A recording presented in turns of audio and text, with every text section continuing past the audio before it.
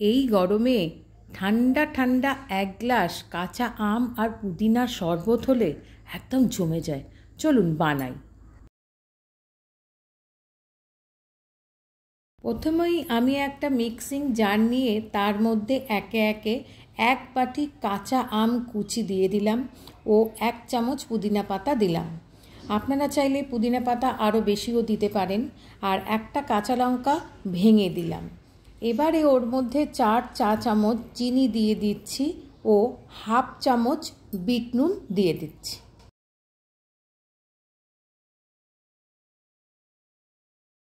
এরপরে ওর মধ্যে আমি বড় 1 কাপের একদম ফ্রিজ ঠান্ডা জল ওর মধ্যে দিয়ে দেবো। দিয়ে এবার ভালো করে ব্লেন্ড করে নেব।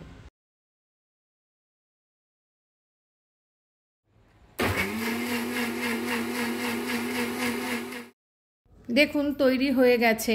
আমি কিন্তু ছাঁকনি দিয়ে ছাঁকবো না, আপনারা চাইলে ছাঁকনি দিয়ে ছেঁকে নিতে পারেন।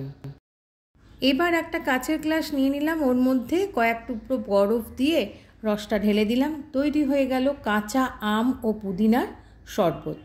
কেমন লাগলো অতি অবশ্যই আমাকে জানাবেন লাইক, শেয়ার ও কমেন্ট করে।